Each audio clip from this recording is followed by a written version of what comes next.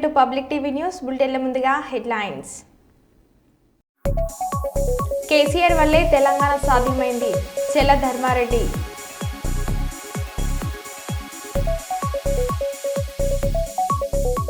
అల్గునూరులో కేసీఆర్ దీక్ష దివాస్లో కేటీఆర్.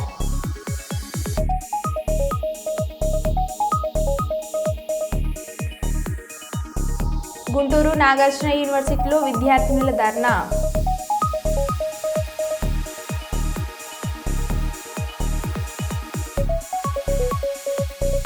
$12,000 స్క్రీన్లో పుష్ప 2 నచ్చిన భాషల్లోనూ చూడవచ్చు. నిర్మాతలు రవిశంకర్, నవీన్.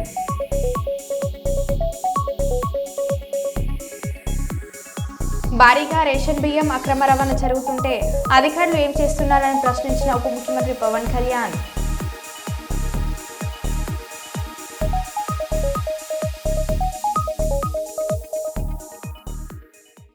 ఇక వివరాల్లోకి వెళ్తే, గడిచిన ఏడాదిలో కాంగ్రెస్ ప్రభుత్వ పాలనలో ప్రజలు విసిగిపోయి ఉన్నారని, రాబోయే కాలంలో టీఆర్ఎస్ పార్టీనే మళ్లీ అధికారంలోకి వచ్చి పేద ప్రజలకు అండగా ఉంటుందని టీఆర్ఎస్ ఎమ్మెల్యే ముత్తిరెడ్డి యాదగిరి పేర్కొన్నారు.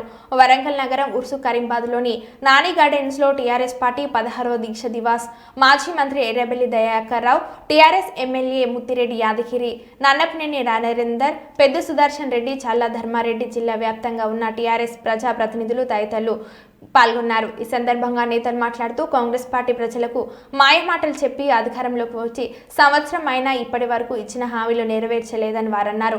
టీఆర్ఎస్ ప్రభుత్వంలోకి రాగానే ఒక్కొక్కరికి సహాయం అందేలా చూస్తానని వారు పేర్కొన్నారు.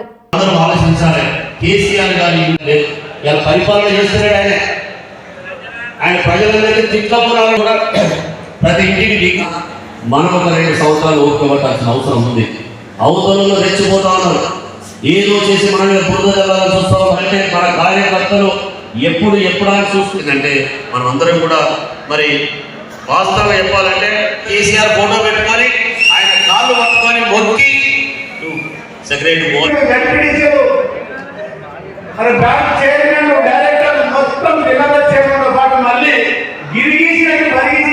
గెలిచి వాళ్ళ తెలంగాణ కేసీఆర్ గారికి ఒళ్ళు వేసి వెళ్ళికున్న ప్రజలు అదే పురస్కరించుకోవడానికి రేవంత్ రెడ్డి దించేయడం ఖాయం, మళ్ళీ తెలంగాణ తృప్తిపడడం ఖాయం. ఒక్కసారి రేవంత్ రెడ్డి దించేదానికి పురుగుంటి కదా కుమ్మరలేదు, ఇక మొదలు పెడితే కొట్టాడ. నన్ను దించారు కొడగానే ఈయన ఉన్నోడు ఎక్కి నన్ను ఆశిస్తూ మొదలు పెట్టారు. నన్ను దిస్తావు కొడగానే ఇంకోటి మొదలు పెట్టారు. నేనెందుకు పోతే నలుగురు మొదలు పెట్టారు. నేనెందుకు నయాలో మొదలు పెట్టారు. కొట్టాడి సందరూ ఈరోజు జంబేషన్ వస్తాయి. బాధ్యత మళ్ళీ మనం తిరిగి కేసీఆర్ గారు ముఖ్యమంత్రి అయిపోతాడు. 2-3 ఏళ్ళు లోపలితే మీ కష్టాలు వాడతాయి. మళ్ళీ మనకు కేసీఆర్ గారి పాలన రాబోతున్నది. నేను ఈ రిపోర్ట్ అంతా నేను చేరవేద్దాను మన కేసీఆర్ గారికి అనే లోపే ఆ ప్రభుత్వం నుంచి మరొక ముఖ్య అతిథి ఉద్యమకారులు తన జీవితాన్ని అంతా కూడా తెలంగాణ ఉద్యమం కోసమే పణంగా పెట్టిన మన వేదిక మీద ఉన్నటువంటి నర్సంపేట మాజీ శాసనసభ్యులు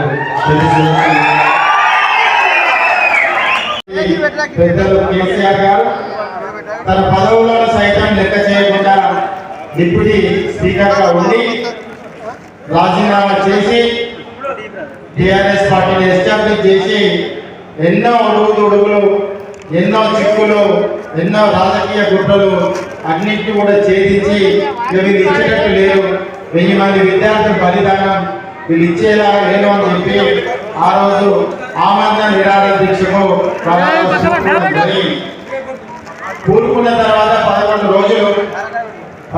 రోజులు వారు ఆమరణ నిరాహార దీక్షలో ఉండడం జరిగింది. ఆ క్రమంలోనే కేటీ రామారావు మన వర్కింగ్ ప్రెసిడెంట్ గారు, ఎక్స్ మినిస్టర్ గారు వారిని వరంగల్ జైల్లో పెట్టడం జరిగింది. జైల్లో పెట్టినప్పుడు మన వేదిక మీద పెద్దలందరూ కూడా చాలా మంది ఉన్నారు. మరి అటువంటి పరిస్థితులలో ఎంతో మంది ఈ జిల్లా నుంచి కూడా జైలు పాలు కావడం జరిగింది.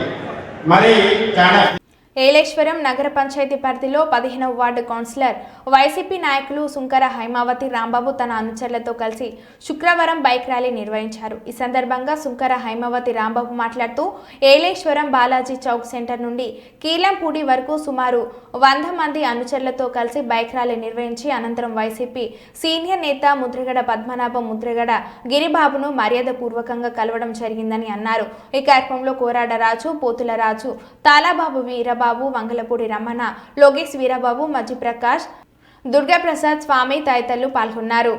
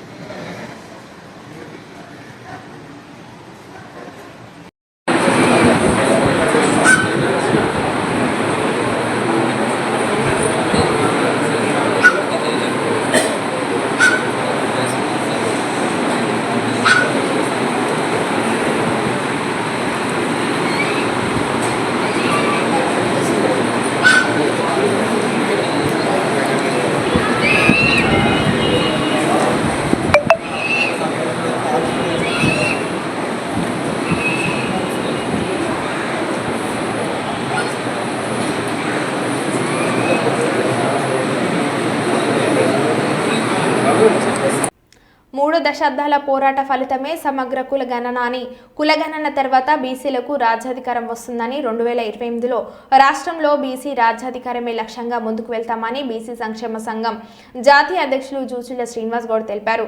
శుక్రవారం అలంపూర్ నుండి ఆదిలాబాద్ వరకు గత 23 రోజులుగా సమగ్ర కుల గణన సర్వే చైతన్య సదస్సు కొనసాగించి శుక్రవారం జిల్లా కేంద్రమైన మంచిర్యాల పట్టణంలోని ఆర్యవేశ భవన్లో ముగింపు సభను బీసీ సంక్షేమ సంఘం జిల్లా అధ్యక్షులు డాక్టర్ ఊదరి చంద్రమోహన్ గౌడ్ ఆధ్వర్యంలో నిర్వహించిన ముగింపు సభకు ఆయన ముఖ్య అతిథిగా హాజరయ్యారు. ఈ సందర్భంగా ఆయన మాట్లాడుతూ బీసీల కులగణన సర్వే కోసం నవంబర్ 6 నుండి అలంపూర్ నుండి ఆదిలాబాద్ వరకు చైతన్య సదస్సును నిర్వహిస్తామని తెలిపారు.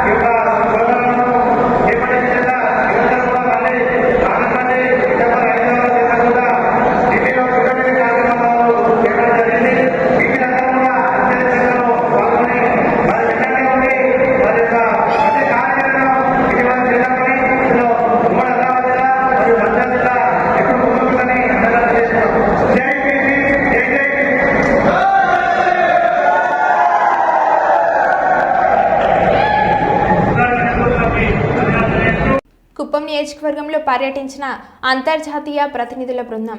ఆంధ్రప్రదేశ్ ప్రభుత్వం రైతు సాధికార సంస్థ ద్వారా అమలవుతున్న ప్రకృతి వ్యవసాయ క్షేత్రాలను సందర్శించిన అంతర్జాతీయ ప్రతినిధుల బృందం. అగ్రో ఎకాలజీలో జరుగుతున్న నూతన పరిజ్ఞానాన్ని పరిశీలించిన బృందం పర్యటనలో 20 దేశాల నుంచి సుమారు 27 మంది ప్రతినిధులతో పాటు 10 మంది భారతీయులు కూడా పాల్గొన్నారు. కుప్పం నియోజకవర్గంలోని సింగసముద్రం, చీగలపల్లి గ్రామాలలో పర్యటించిన అంతర్జాతీయ ప్రతినిధుల బృందం ప్రకృతి వ్యవసాయం గురించి అంతర్జాతీయ ప్రతినిధులకు వివరించిన అధికారులు ఈ కార్యక్రమంలో APNRTC vice chairman Muniratnam, Satyendra, doctor Venkatesh పాల్గొన్నారు. So pests should have some food to eat without damaging border crops will help us. And another important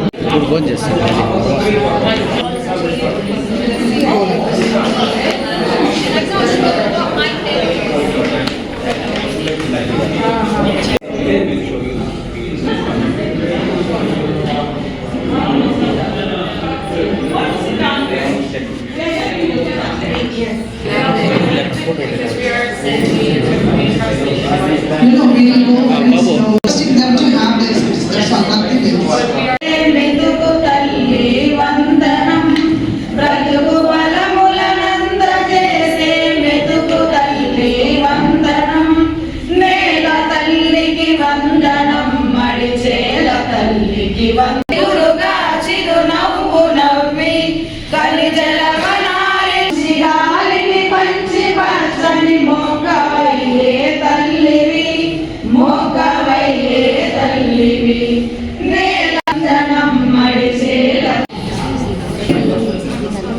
My question is, are you able to have enough organic, like the cow dungs and the goat dungs or whatever, the manure, for all the farmers within this area in order to practice agroecology?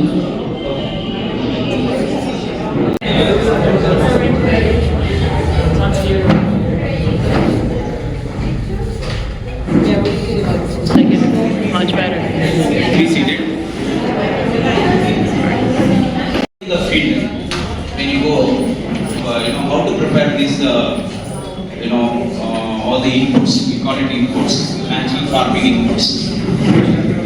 So that will be demonstrated how to prepare. So our intention is farmers should be able to prepare on their own.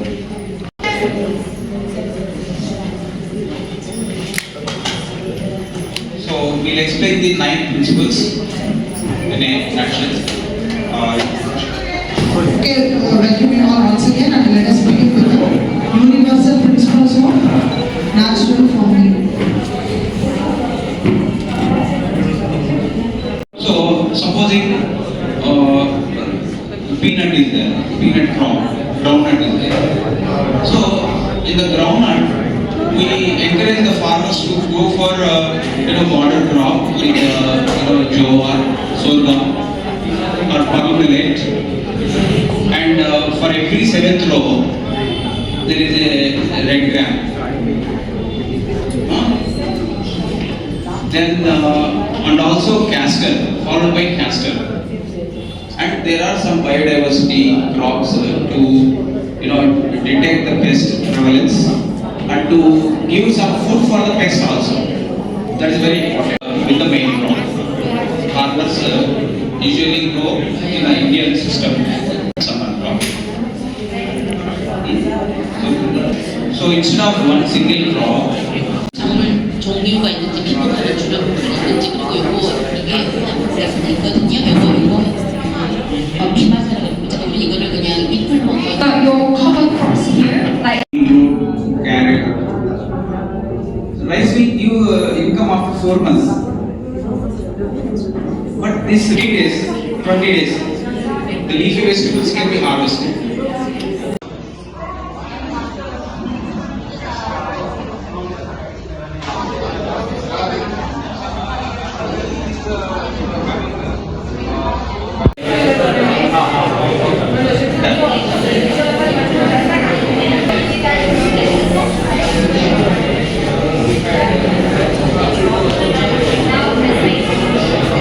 Socio-economic lifestyles, It's a small families, wife and husband, children studying elsewhere and settled in jobs. So it's very difficult for a cow to be managed by every family.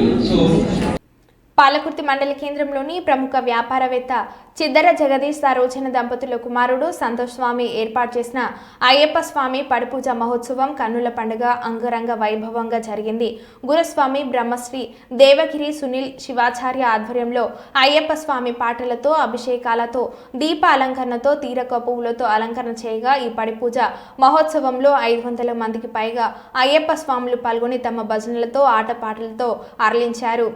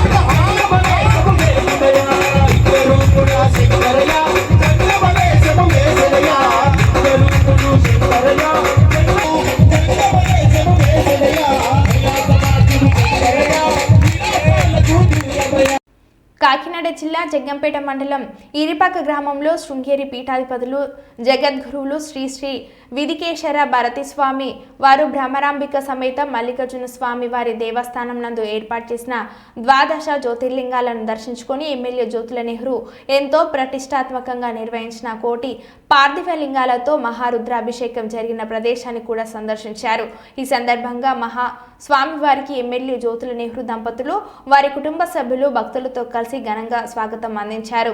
అనంతరం ఈ దేవాలయం విశిష్టత గురించి తెలియజేసి వారి కుటుంబం దేశంలో ఉన్న ద్వాదశ జ్యోతిర్లింగాల వద్దకు వెళ్లి అక్కడే అభిషేకించి తీసుకొచ్చిన లింగాలను ఇక్కడ ప్రతిష్ఠించామని, మొన్న వచ్చిన ఏలేరు భారీ వరదలకు కూడా ఎక్కడ చెక్కు చెదరకుండా జ్యోతిర్లింగాలు నిలబెడ్డాయని భగవత్ సంకల్పంతో ఇదంతా జరిగిందని స్వామికి ఎమ్మెల్యే జ్యోతుల నెహ్రూ వివరించారు. భక్తుల సహకారంతో కోటి పార్థివలింగ మహారుద్రాభిషేకం నిర్వహించామని, ఇక్కడే కోటి లింగాలతో మహాలింగం ఏర్పాటు చేస్తున్నామని స్వామితో జ్యోతుల నెహ్రూ అన్నారు.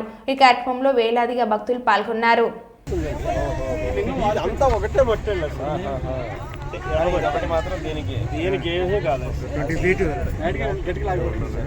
నేను 2 గంటల దాకా చూసి ఇంకా ఆశ వదిలేసి పైకి ఎక్కేసేసి మానేసాం. అక్కడి నుంచి అడ్డు కట్టేయడానికి అంటే ఇప్పుడు అదంతా ఇదైంది చేస్తున్నాను. రివర్ డైవర్షన్ అయిపోయింది సార్. ఇలా వచ్చేసింది రివర్ వచ్చేసి 20 feet వచ్చింది సార్. ఇక్కడ దాకా కొట్టేసింది. ఈ నుంచి లింగం, ఈ లింగమే కొద్దిగా ఇలా ఒరిగిందండి. ఒరిగింది కానీ ఎక్కడ డిస్టర్బ్ అవ్వలేదు. దాన్ని జాకీలు ఎట్టి లేకపోతే సరిపెట్టేసేవాళ్ళు. ఇప్పుడు ఇదంతా గోడ పరమేశ్వరుడు దాచుకున్నాడు అప్పుడు. ఇప్పుడు కనీసం మనం మానవ ధర్మం చేయాలి అని చెప్పేసి మానవ ప్రయత్నంలో భాగంగా చేస్తాం. ఇక్కడ ఏంటంటే నా ఆలోచన పార్లమెంట్ ఉభయ సభల్లో వక్ఫ్ సవరణ బిల్లు 2024ను వ్యతిరేకించినందుకు వైఎస్ఆర్సీపీ కేంద్ర కార్యాలయంలో వైఎస్ఆర్సీపీ అధ్యక్షుడు మాజీ ముఖ్యమంత్రి శ్రీ వైఎస్ జగన్ను కలిసి ధన్యవాదాలు తెలిపిన మైనార్టీ నాయకులు.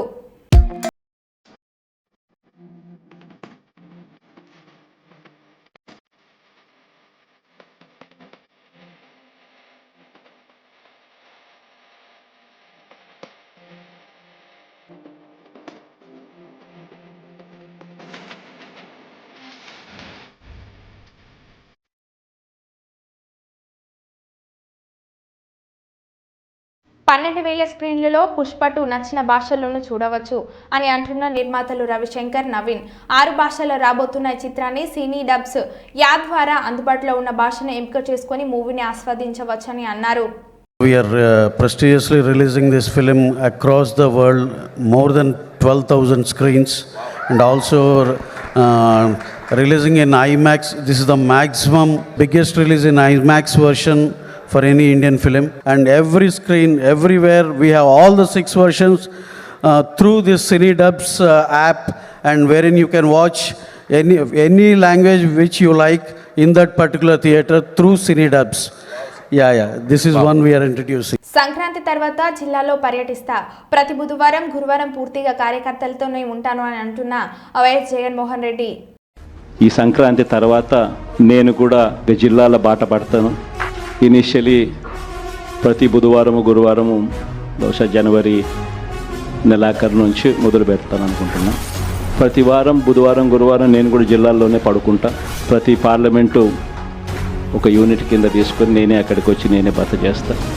బుధవారం అంతా కార్యకర్తలతో 3 కాన్స్టిట్యున్సీసు, గురువారం అంతా మరో 4 కాన్స్టిట్యున్సీసు కార్యకర్తలతోనే మమేకమయ్యే కార్యక్రమాలు, పూర్తిగా కార్యకర్తలకి కేటాయింపు చేసే కార్యక్రమాలు చేస్తాం.